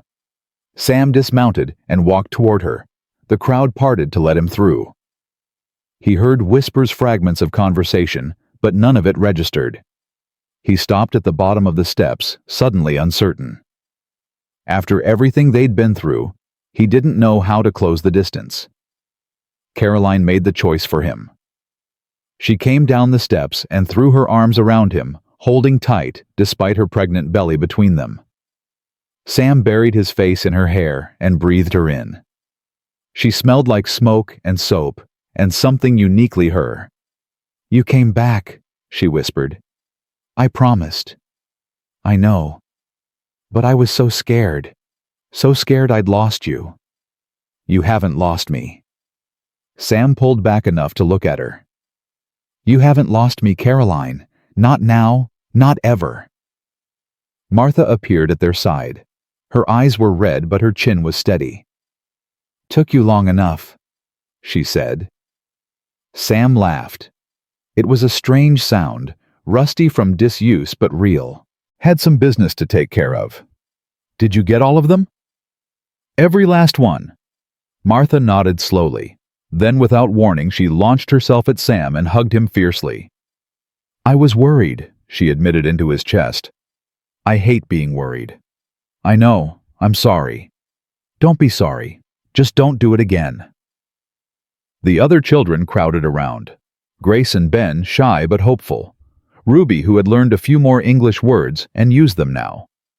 "Safe," she said, pointing at Sam. "Safe man." Henry stepped forward last, the silent boy who hadn't spoken since watching his parents die. He looked up at Sam with those deep, knowing eyes, and then he spoke. "Home." One word, barely a whisper. But it hit Sam like a thunderbolt. He knelt down to Henry's level, his throat too tight to speak. He nodded instead, hoping the boy could understand. Henry nodded back. Then he stepped into Sam's arms and held on. The trial began 3 weeks later. Judge Ezekiel Foster arrived from Fort Russell, a distinguished man in his 60s, with steel-gray hair and sharp eyes that seemed to see through every lie. He was a former slave who had escaped to freedom before the war and studied law in the decades since. His reputation for fairness was legendary throughout the territory. The courtroom was packed. Every seat filled every inch of standing room occupied. People had come from miles around to witness justice being served. Sam sat in the front row with Caroline at his side. The children were at the boarding house with Doc Peterson's wife, who had volunteered to watch them during the proceedings. Victor Hale was brought in chains. He looked diminished, somehow smaller than he had in the wilderness. The man who had terrorized families and murdered innocents now seemed pathetic, broken. The testimony lasted 2 days. Eli, the young outlaw, who had confessed everything, spoke first. He detailed the gang's operations, the families they had attacked, the children they had sold to mining operations. His voice shook, but he held nothing back. Caroline testified next. She told the court about Daniel's murder, about Maria Santiago's sacrifice, about the months of terror and flight. Her voice never wavered. Sam was called last. He described finding Martha and Henry meeting Caroline, the attacks and escapes and battles. He told them about the girl at the burned farmstead, about the confession he had extracted from Hale about the raid on the mine. When he finished, Judge Foster was silent for a long moment. "Mr. Brennan," the judge said finally, "Sheriff Burke tells me you were a doctor before all this. Is that true?" "Yes, sir, in another life." "And you gave it up. Why?" Sam glanced at Caroline. She nodded, encouraging him. "I lost my family," Sam said quietly. "My wife and daughter. To illness I couldn't cure. After that, I didn't feel like I deserved to heal anyone." "And now?" Sam thought about the question. About Martha sewing his wound with steady hands. About Caroline holding his face and telling him to come back. About Henry speaking for the first time in months. "Now I know I was wrong," he said. "Running from pain doesn't make it go away. It just means you're alone when it catches up to you." Judge Foster nodded slowly. "The court thanks you for your testimony, Mr. Brennan, and for your service to this community." The verdict came quickly. Victor Hale and his surviving men were found guilty on all counts: murder, robbery, kidnapping, trafficking of children. Hale was sentenced to hang. The execution took place a week later. Sam didn't attend. Neither did Caroline or the children. They had seen enough death. They didn't need to witness more. Instead, they spent that morning together at the boarding house, planning for the future. "The land deeds," Caroline said, spreading the documents on the table. 6,000 acres in Montana. Daniel's brother signed them over to us before we left Kansas. It was supposed to be our new start. Sam studied the papers. "That's a lot of land. Too much for one person to manage. But maybe not for a family. She looked at him. The question hung in the air between them. Caroline, Sam began. Wait. She held up her hand. Before you say anything, I need you to understand something. I loved Daniel. He was a good man, and I mourned him. I still mourn him. I know. But he's gone. And you're here. You saved my children. You saved me. And somewhere along the way, I started feeling things I didn't expect to feel. Caroline, I'm not asking you to replace him. I'm not asking you to be someone you're not. I'm just asking if maybe, possibly, you might want to build something with us. A home, a family, a future. Sam was quiet for a long moment. He thought of Emma, of the wife he had buried, of the grief that had consumed him for 3 years. But he also thought of Martha standing guard over the younger children with a rifle in her hands. Of Henry finally finding his voice. Of Ruby learning to smile again. Of Grace and Ben and Josephine healing in ways he hadn't thought possible. And he thought of Caroline. Her strength. Her fire. The way she looked at him like he was worth something. I ain't an easy man, Sam said slowly. I've got scars. Visible ones and otherwise. I don't sleep well. I get quiet when I should talk. I push people away when they get too close. I know. And I don't care. The children. They'd be mine too legally. If you want them. Even Martha and Henry. Even Ruby and Josephine. Caroline smiled. It was the most beautiful thing Sam had ever seen. Especially them. They need a father. You need children. Seems like a fair trade to me. Sam reached into his pocket and pulled out the deputy's badge Sheriff Burke had given him. He turned it over in his hands, watching the light play across the metal. Burke offered me a permanent position, he said. Deputy Sheriff of Miller's Crossing. Steady pay, respect, a chance to do some good. What did you tell him? Told him I'd think about it. Sam set the badge on the table. But I've been thinking about something else too. Doc Peterson is getting old. Says he needs help. Someone to take over when he retires. Caroline's breath caught. Sam, are you saying... I'm saying maybe it's time I stopped running from who I am. Maybe it's time I started being a doctor again. He looked at her. If you'll have me. If you'll help me. Caroline reached across the table and took his hand. Samuel Brennan, she said. I would be honored to help you become whoever you want to be. They were married 2 weeks later in the little church at the end of Miller's Crossing's main street. It wasn't a fancy ceremony. Caroline wore a borrowed dress. Sam wore his cleanest shirt. Sheriff Burke served as best man. Doc Peterson's wife stood as matron of honor. But the church was full. Townspeople who had witnessed their arrival. Miners who had heard the stories. Families from surrounding ranches who had lived in fear of Hale's gang and now felt safe again. And in the front row, 7 children sat in a line. Martha holding herself with the dignity of someone far older than 10. Henry beside her, his hand in Ruby's, a small smile on his face. Grace and Ben scrubbed clean and dressed in new clothes. Josephine still shy, but no longer flinching at every sound. And in Caroline's arms, a newborn baby girl. She had arrived 3 days before the wedding in the small hours of the morning. Doc Peterson had delivered her with Sam assisting his medical skills returning like muscle memory. Caroline had named her Hope. Dearly beloved, the preacher began. Sam barely heard the words. He was too busy looking at Caroline, at her eyes bright with unshed tears, at her smile full of a joy he had thought he would never feel again. When it came time for the vows, Sam's voice was steady. I, Samuel Edward Brennan, take you, Caroline Whitmore, to be my wife, in sickness and in health, in joy and in sorrow, for as long as we both shall live. Caroline's voice trembled but held.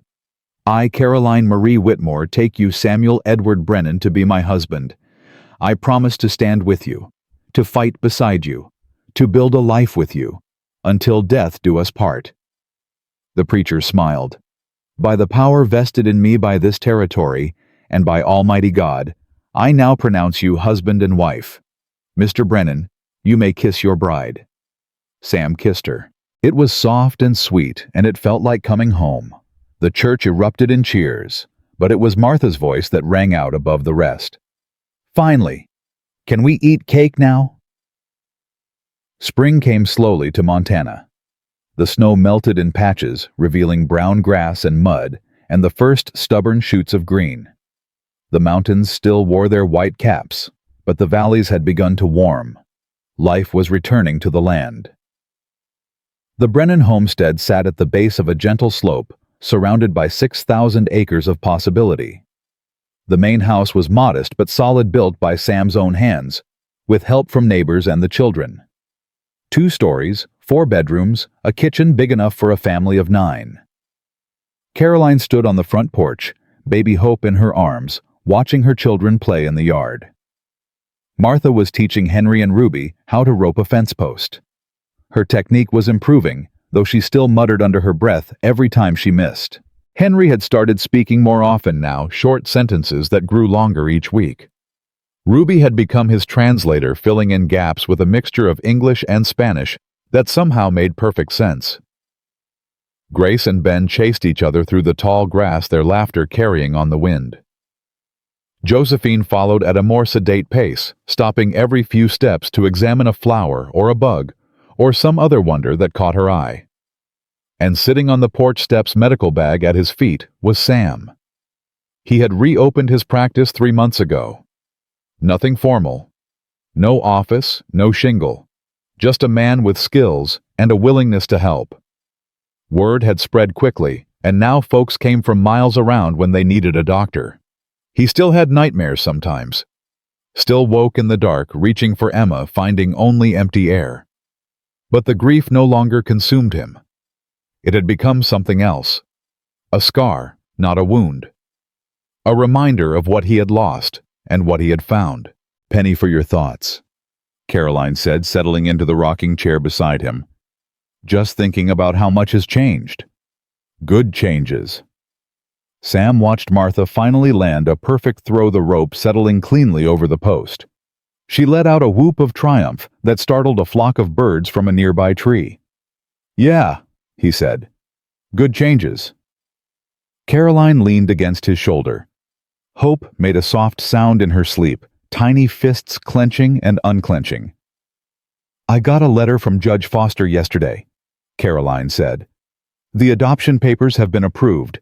All 7 children are legally ours now." Sam's throat tightened. He had known it was coming, had signed the documents weeks ago. But hearing it spoken aloud made it real in a way nothing else had. "All 7, he repeated. "Martha Henry, Ruby Grace, Ben Josephine, and Hope. The Brennan children." The Brennan children. Sam rolled the words around in his mouth. "I like the sound of that." "So do I."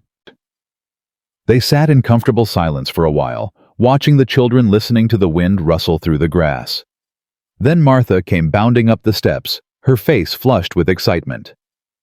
"Pa, did you see I got it perfect?" Pa.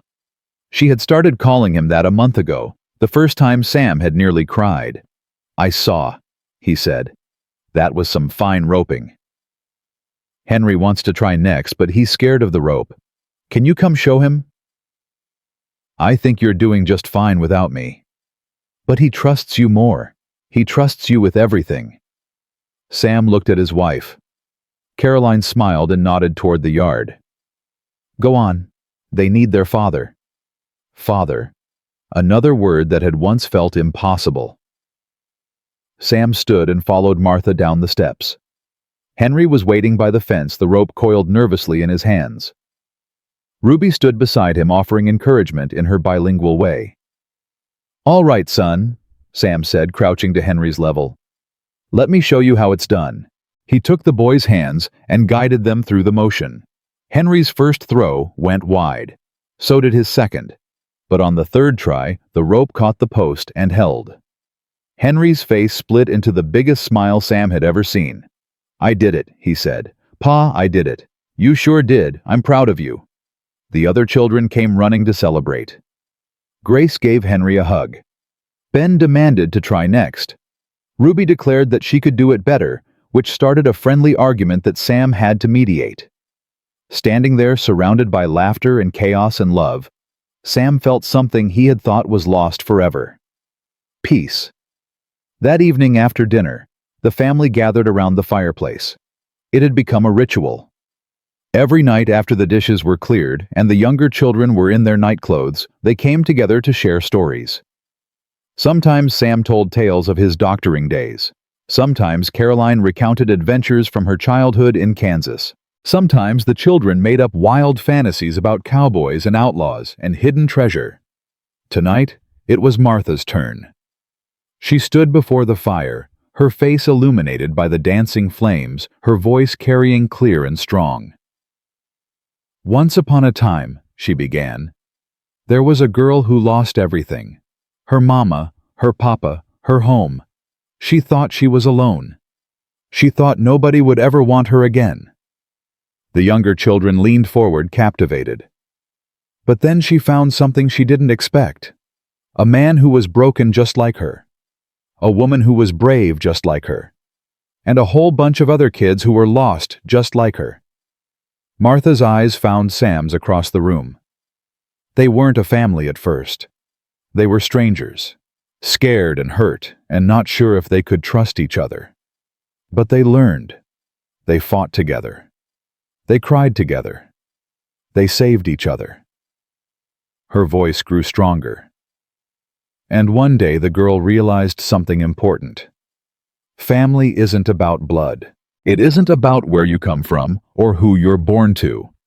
Family is about choice. It's about looking at someone who has nothing and saying, "You have me." It's about building something that lasts. Martha smiled, and Sam saw the woman she would become. Strong, wise, unbreakable. The girl thought she was alone, Martha concluded. But she was wrong. She had a family the whole time. She just had to find them. Silence fell over the room. Then Ben piped up. "Is that story about you, Maddie?" Martha laughed. "What do you think, Squirt?" "I think it's about all of us." "Then I guess you're smarter than you look." Caroline gathered the children for bedtime. Kisses were distributed, blankets were tucked, prayers were said. One by one, the small voices faded into sleep. Sam and Caroline sat alone by the dying fire. "She's remarkable," Caroline said. "Martha. All of them, really. But especially her. She's had to be. She won't have to be anymore. None of them will. They have us now." Sam reached for Caroline's hand, her fingers intertwined with his warm and familiar. "I used to think I was being punished," he said quietly. "Losing Emma. Losing my wife. I thought God had taken everything from me because I didn't deserve it. And now I think maybe he was just clearing space, making room for something new."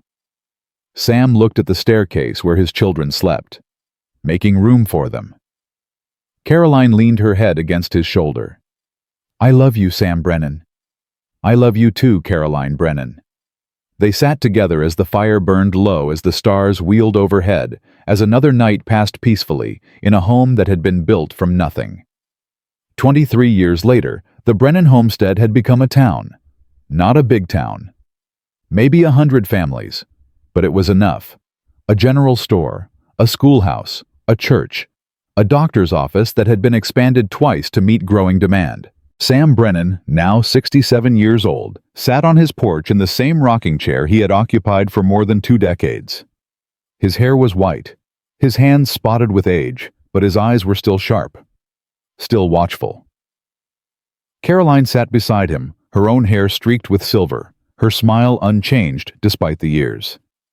Around them, the evidence of a life well lived. Martha had become a doctor herself, trained by Sam, now running a practice of her own in Helena.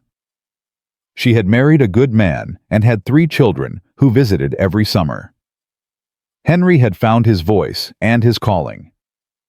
He was a teacher now, working with children who, like him, had suffered trauma. He had developed ways of reaching them that the professionals couldn't understand but couldn't deny. Ruby had become a translator for the territorial government, bridging the gap between English and Spanish speakers throughout the region. She had never forgotten her mother's sacrifice. She honored it every day. Grace had taken over the ranch operations, proving herself a shrewd businesswoman with a gift for managing land and livestock.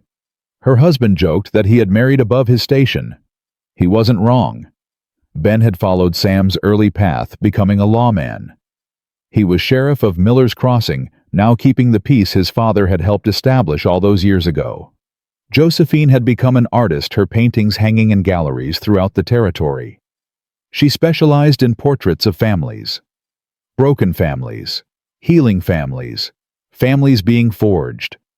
And Hope, the baby born in the midst of chaos, had grown into a woman of remarkable compassion. She ran an orphanage in Billings, taking in children who had nowhere else to go. All of them came home for Christmas. Every year, without fail. The house that Sam had built with his own hands filled with laughter and stories and the chaos of grandchildren.